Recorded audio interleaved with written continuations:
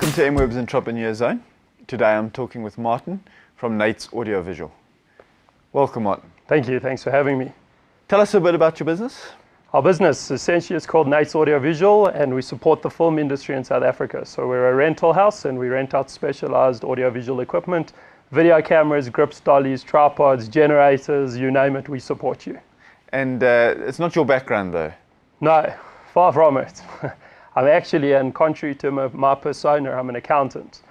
A chartered accountant by profession, but definitely, not in persona and character.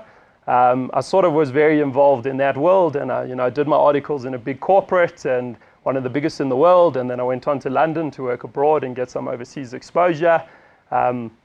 Again, working at a very big reinsurance company, and I sort of came back from that after 2 years, and I decided the corporate world just wasn't for me. Like, I just had enough of that rigidity and the inflexibility and those open plan partitions that shackle you into that world, and the monotonous routine work of recons and monthly deadlines and budgets and whatnot. It just wasn't for me, so I ran far away. And what's been the biggest challenge of moving from a big corporate to a small business? Sure, I'd say the biggest challenge is having to do everything. You have to get your hands dirty. There's no backup. There's no ancillary divisions that are there to support you. You sort of are doing everything.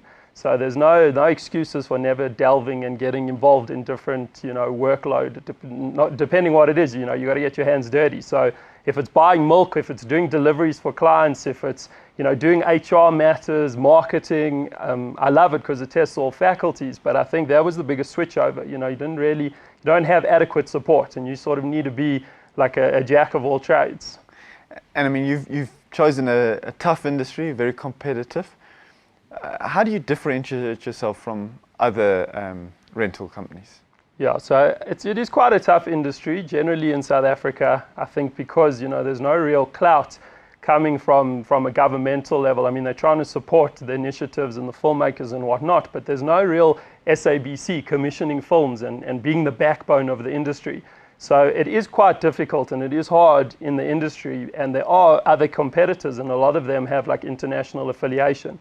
So you're dealing with the guys who are specializing in Hollywood, and what can these little South African guys, farm boys, come up with, and how can we beat them?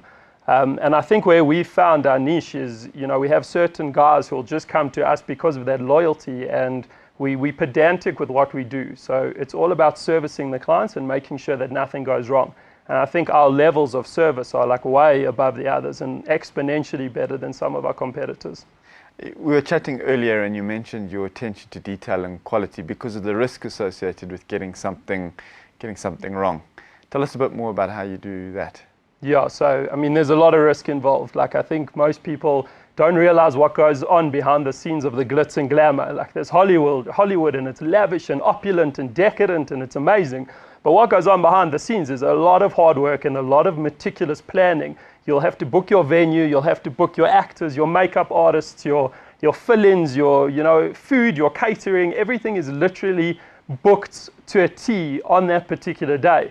And when it's time to roll the cameras and when they shout, lights, camera, action, there has to be action. And if they start filming and your camera packs up, or your lights trip, or your generator packs up, or whatever the case is, there's going to be downtime and you're going to be held accountable. So there's a lot of risk involved because the costs just snowball. As soon as there's downtime, you've booked everything, you committed to those costs, and there's no real backing out of that. So there's going to be downtime, and who's going to be responsible? It's going to be us providing the gear. And that's essentially one of the reasons why guys choose to rent as opposed to buy their own gear, because they need that service. They need to be able to pick up the phone and say, guys, this camera's gone down, we need a replacement.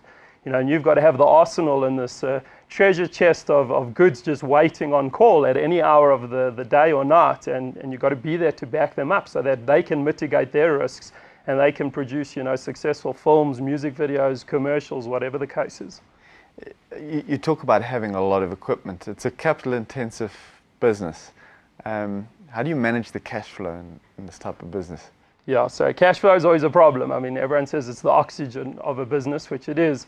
It's difficult. It's a balancing act. It's a lot of juggling, and we've made some mistakes, and the mistakes can be costly because you're plowing a lot of money into certain assets.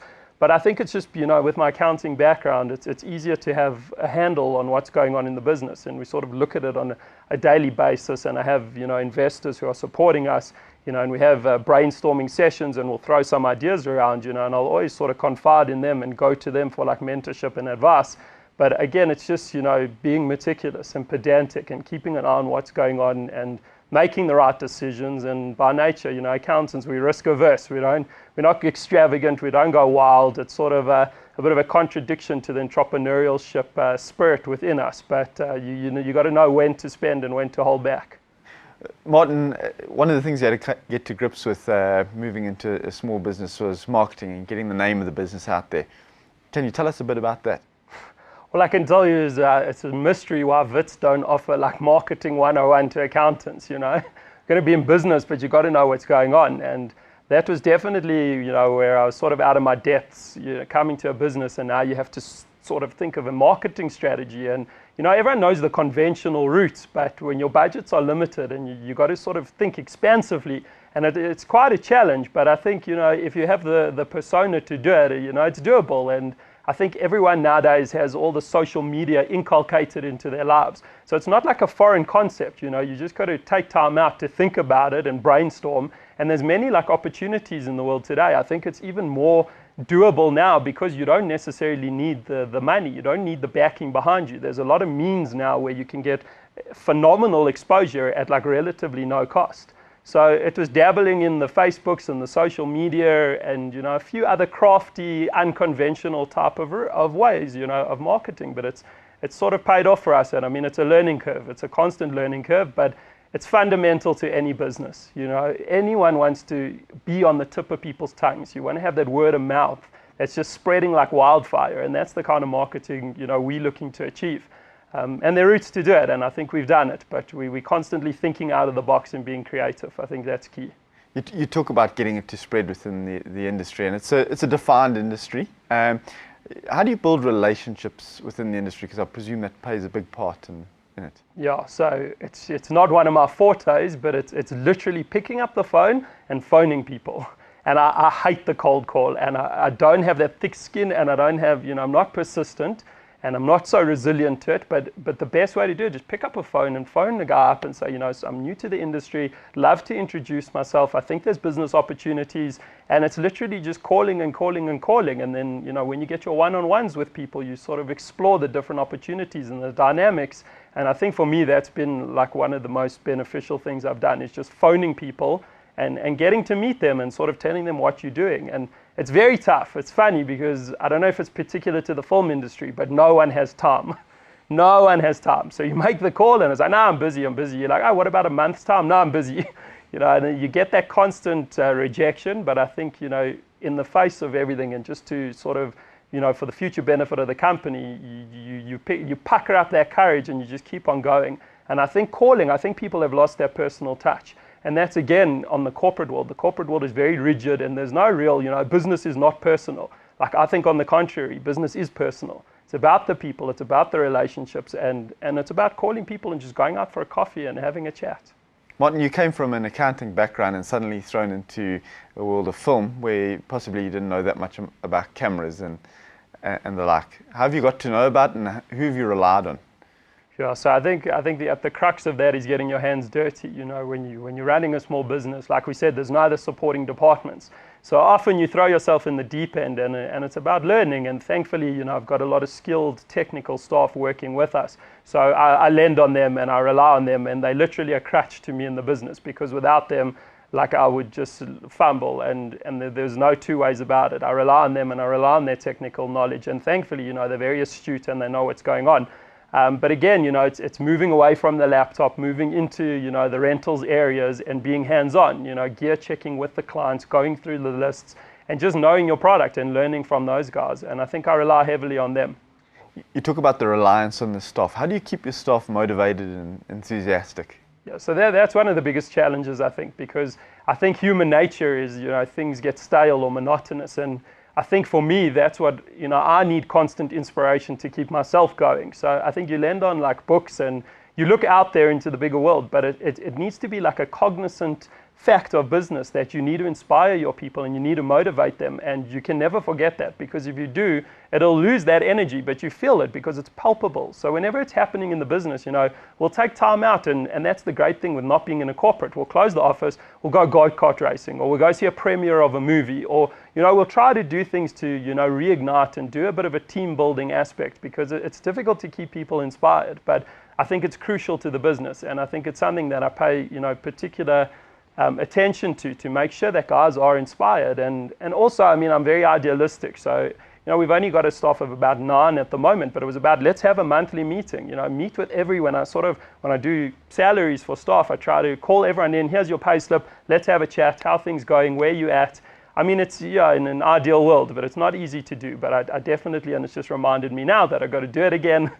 Just keep it going, and it's the personal touch. Have a relationship with the person, see where they're at, and keep them motivated that way. What's next for your business? Hollywood. No, well, we just got to keep doing what we're doing, and we've just got to grow organically and grow within ourselves. And then, we sort of want to rival these companies in South Africa who have international affiliations and are lending on Hollywood and whatnot. We want to be the point of call. We want to be the guys you come to, because we care, because we have a relationship, because we deliver the service. And in order to do that, we need to grow organically, and we need to buy, the more sophisticated cameras that are in the commercials game and whatnot. But I think once we get to that level, then it'll be about attracting, the production companies who are at that level and working with them. But that's definitely our goal. We want to break into, ironically, corporate South Africa. We want to get into the commercials industry. That's where we want to grow. That brings us to the rapid fire questions. Martin, what's the best advice you've ever received? Comes from a mentor of mine, and he said, what is business? Business is about relationships and delivery. What's been your best moment as an entrepreneur? Becoming an entrepreneur. And your biggest mistake? Biggest mistake has probably been with people and not paying enough attention. What quality do you look for in people that you work with? Sure. Passion, energy, and I think integrity. And what quality does an entrepreneur need to succeed? Resilience and motivation, inspiration and passion. What's your biggest inspiration as a small business owner? It's actually my people, and the staff. You're providing for them, and you need to make ends meet for them, and that sort of gives me the impetus to go on. What would you do differently? Wouldn't have been tied up to a CA degree for 7 years. What makes South Africa a great place to be a small business owner? I think opportunities are rough. I think we're still catching up with the developed world, and I think there's a fortune of opportunity in South Africa. And what keeps you awake at night? Caffeine. And what gets you going in the morning? Caffeine. Martin, thank you very much. Thank you. And thank you for joining us. We look forward to the coming weeks where we'll bring you further South African entrepreneurs. I'm Paul Hobden. Thank you and goodbye.